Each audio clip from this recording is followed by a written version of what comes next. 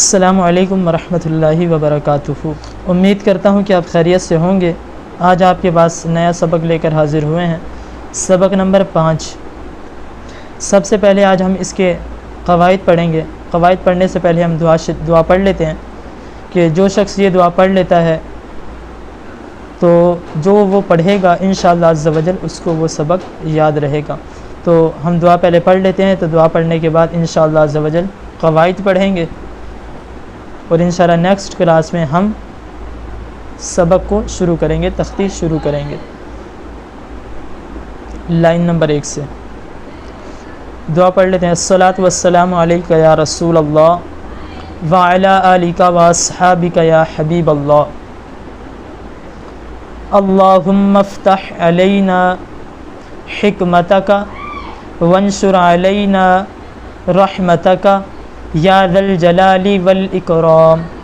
अस्सलातु वस्सलामु अलैका या नबी अल्लाह व अला आलिका व अस्हाबिका या नूर अल्लाह।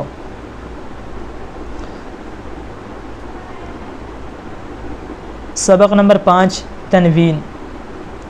इसी के नीचे पहली लाइन में लिखा है 2 ज़बर 2 ज़ेर और 2 पेश को तनवीन कहते हैं। जिस हर्फ पर तनवीन हो उसे मुनव्वन कहते हैं। तनवीन नून साकिन होता है जो कलमे के आखिर में आता है, इसलिए तनवीन की आवाज़ नून साकिन की तरह होती है। जैसे हमज़ा 2 ज़बर अन, आगे लिखा है हमज़ा नून ज़बर अन। असल जो हमज़ा 2 ज़बर अन की जो असल थी वो थी हमज़ा नून ज़बर अन।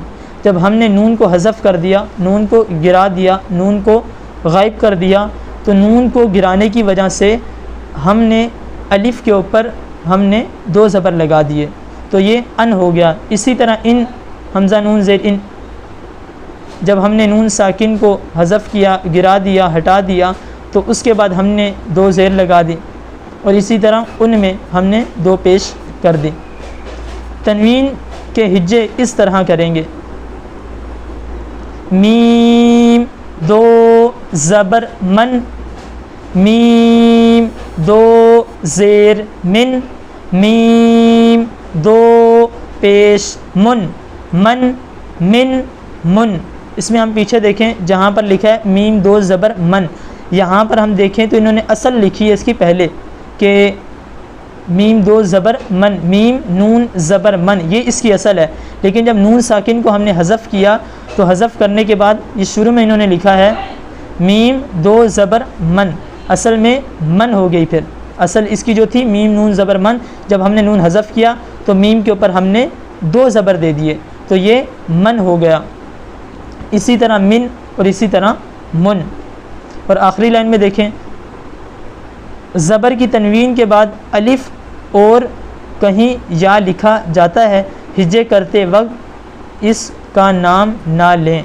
मिसाल के तौर पर हम पहले लफ्ज़ को देखें, यहाँ पर लिखा है ता अलिफ़ 2 ज़बर तन। जो हम यहाँ अलिफ़ मैंने कहा, तो जब हम इस तख्ती को पढ़ेंगे तो अलिफ़ नहीं कहेंगे, यहाँ पर अलिफ़ नहीं कहेंगे। हम पढ़ेंगे कैसे?